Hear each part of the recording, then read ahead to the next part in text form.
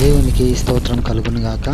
ఈరోజు దేవుని వాగ్దానం నాకు మిమ్మల్ందరినీ కూడా ప్రేమపూర్వకంగా ఆహ్వానిస్తూ ఉన్నాము. నేటి లేఖన భాగము రోమియోల రాసిన పత్రిక 2వ అధ్యాయము 7వ వచనము. సత్క్రియను ఓపికగా చేయుచు మహిమను, ఘనతను, అక్షయతను వెదుకు వారికి నిత్య జీవము నిచ్చును. దేవునికి స్తోత్రం కలుగునుగాక. ప్రియ దైవజనమా, ఇక ఉదయకాల సమయంలో పరిశుద్ధాత్మ దేవుడు మరోసారి మనతో మాట్లాడుతూ ఉన్నాడు. ఏమిటి అంటే, మనం నిత్య జీవమును స్వతంత్రించుకోవాలి అంటే మనం ఈ భూలోకంలో ఉన్నప్పుడు సత్క్రియను ఓపికగా చేయాలి అంట. సత్క్రియ మంచి పనులు ఓపికగా మనము చెయ్యాలి అని పరిశుద్ధాత్మ దేవుడు మనతో చాలా సూటిగా స్పష్టంగా మాట్లాడుతూ ఉన్నాడు. ఈ భూలోకంలో ఉన్నటువంటి మనమందరము కూడా క్రీస్తును నమ్మిన తర్వాత కూడా ఒక మంచి పని చేయడానికి మాత్రము ఏం చేస్తామంటే కఠినంగా దాన్ని చూస్తూ ఉంటాం, విసుగు చెందుతూ ఉంటాం, నిరాశపడుతూ ఉంటాం, నిస్పృహలోనికి వెళ్తూ ఉంటాం. అబ్బా, ఇది చేయాలా, అవసరమా, అనేక మంది చేస్తూ ఉన్నారు కదా, చేయాలా, ఇది ఎటు పోతుందో ఎక్కడికి పోతుందో అని ఒక మంచి పని చేసేటువంటి విషయంలో ఎప్పుడు కూడా మనము ముందుండడానికి ప్రయత్నం చేయడం చాలా తక్కువగా ఉంటుంది. 100లో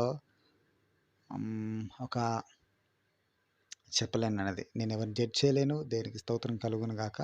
అయితే ఎప్పుడు కూడా దీనికి వాక్యం ఏం సెలవుస్తుందంటే, ఆత్మకు శరీరానికి యుద్ధం కలుగుతుందంట. ఆత్మనేమో చేయమని ప్రేరేపిస్తే, శరీరమేమో వద్దని ప్రేరేపిస్తుంది. ఒకటి వ్యతిరేకంగా పనిచేస్తూ ఉంటుంది. అయితే మనం ఆత్మానుసారం కనుక మన ఆత్మానుసారంగానే మనం ముందుకు పోయేటువంటి క్రమము మనం చూడాలి. దేవునికి స్తోత్రం కలుగును గాక. అదే వాక్యం కూడా సెలవిస్తుంది. సత్క్రియను ఓపికగా చేయమంటా ఉన్నది. ఎవరైతే యొక్క సత్క్రియను ఓపికగా చేస్తారో వారు దేవుడిచ్చేటువంటి మహిమను పొందుకుంటారంట, ఘనతను పొందుకుంటారంట, అక్షయతను వారు పొందుకొని నిత్య జీవమును స్వతంత్రించుకుంటారంట. దేవునికి మాత్రమే మహిమ కలుగును గాక. ప్రియ దైవజనమా, మరి ఏది మంచి క్రియనో ఏది చెడ్డ క్రియనో మనకంతా కూడా తెలుసు. మేము గడిచిన దినము మరి విజయవాడ ప్రాంతం నిమిత్తము మరికొన్ని మాటలు మేము మాకు తెలిసిన వారికి తెలియజేశాము. వారు అన్యులు చెప్పిన వెంటనే మరి ఎంతగానో చక్కగా స్పందించి మా వంతుగా మేము చేసేటువంటి సహాయమును మేము చేస్తాము, మీరు చక్కటి పని చేస్తూ ఉన్నారు, మనం ఎంత చేసినా కూడా వారికి తక్కువే అని వాళ్ళు చెప్పినప్పుడు నాకు నిజంగా చాలా అంటే చాలా సంతోషం అనిపించింది. ఎంతగా సంతోషం అనిపించింది, రక్షణ లేని వారిలో అట్లాంటి దాతృత్వం కలిగినటువంటి హృదయం వారు అనడము, వారు మనం ఒక మాట చెప్పంగానే మీరు మంచి పని చేస్తూ ఉన్నారు, ఆ మంచి పనులు మేము కూడా పాలు భాగస్తులు అవుతాము. నిజంగా ఆ వరద వచ్చినప్పుడు ఎంతైతే డ్యామేజ్ ఉంటుందో, వరద తగ్గిపోయిన తర్వాత దానికి 10 రెట్లుగా మీరు అన్నమాట సబబు అది నిజంగా చాలా డ్యామేజ్ అవుతుంది. వాళ్ళకి ఎంతో కొంత మనం ఊరటిచ్చిన వాళ్ళమైతే ఒక వారం రోజులు రేషన్ ఇవ్వాలి అని చెప్పేసి నేను అన్నప్పుడు మీరు చక్కని పని చేస్తూ ఉన్నారు, ఖచ్చితంగా మా సపోర్ట్ మీకు ఎప్పుడు కూడా ఉంటుందని మరి తెలియజేస్తారు. దేనికి మాత్రమే ఈ విషయంలో మహిమ కలుగును గాక. అయితే ప్రియ దైవజనమా, దేవుని నమ్మినటువంటి మనము ఇంకా మేలు చేసేటువంటి విషయంలో ముందుగా ఉండాలి. మనకంటే ముందుగా ఇంకా అనేకులు కూడా దీనికి దాసులు కావచ్చు, మినిస్ట్రీస్ కావచ్చు, పరిచయం ఉన్నటువంటి ప్రతి ఒక్కరు కూడా వాళ్ళకి తగినటువంటి సహాయం చేస్తూ ముందుకు వెళ్ళారు. వారితో పాటు ఇంకా అనేకులు కూడా వారికి సహాయంగా నిలబడుతూ ప్రోత్సహించారు. ప్రభు మనల్ని కూడా ప్రేరేపించారు. ఆ ప్రాంతానికి వెళ్ళి కొంతమందినైనా కూడా దర్శించి వారికి దేవుని యొక్క ప్రేమను కనపరచుటకు, మన జీవితంలో కూడా ఒక చక్కటి మేలును కూడా మనం స్వతంత్రించుకుంటకు, మన భక్తి జీవితాన్ని కూడా కనపరుచుకుంటకు దేవుడు మనకు కూడా ఒక అవకాశం ఇచ్చినానికి అవకాశంలో మిమ్మల్ని అందరినీ కూడా నేను ప్రేరేపిస్తూ ఉన్నాను, ప్రోత్సహిస్తుంటా ఉన్నాను. మరి మేము వెళ్ళడానికి సిద్ధపడుతూ ఉన్నాము. మాతో కలిసి మీరు కూడా ఉన్నట్లయితే అది ప్రభువు నాకు మహిమ కలుగుతుంది కనుక దయతో ఈ యొక్క సత్క్రియను ఓపిక చేసేటువంటి ప్రయత్నం మీరు చేయండి.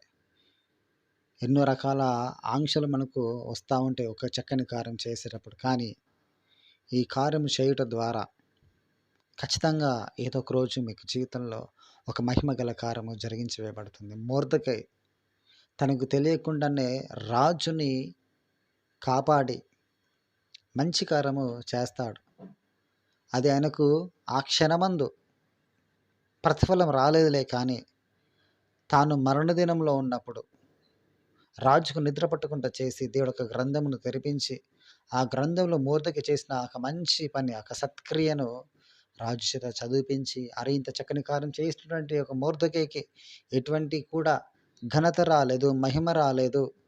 తనింకను నశించిపోతున్నాడని చెప్పేసి రాజు ఎవరైతే శత్రువు పన్నాడో, ఆ శత్రువు చేతుల మీదుగానే సింహాసనం ఎక్కించాడు, గుర్రాన్నెక్కించాడు, రాజవస్త్రము ధరింపజేశాడు, ఉంగరము ధరింపజేశాడు.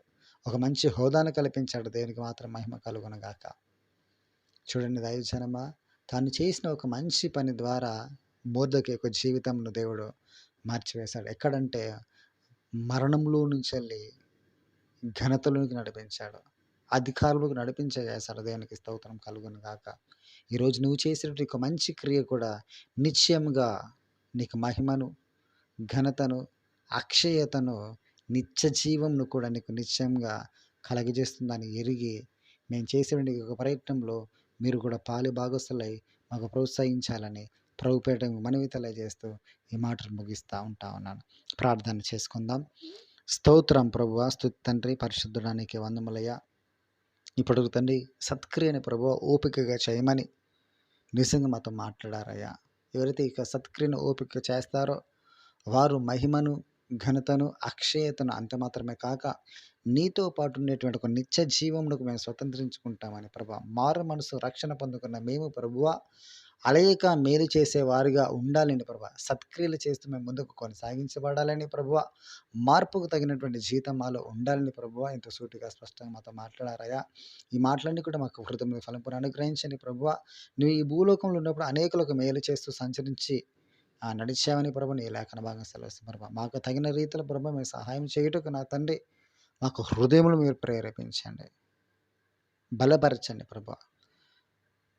మాకు శరీరమునకు ప్రోత్సహించుతున్నటువంటి క్రమంలో మాకు ఆత్మ ప్రేరేపిస్తున్నటువంటి సమయంలో మా శరీరం ఎన్ని ఆటంకాలు వేసినప్పటికీ కూడా మేము ఓపికతో ఈ యొక్క చక్కటి సత్క్రియ యందు మేము పాలు భాగస్తులకు మాకు హృదయమును మీరు స్థిరపరచని ప్రభుని. ఎంతమంది అయితే ప్రభువా ఈ మాటలు వింటూ ప్రేరేపించబడుతున్న ప్రతి బిడ్డను వారిని వారి కుటుంబాన్ని బ్లెస్ చేయవలసిన ప్రార్థన చేసిన ప్రభా.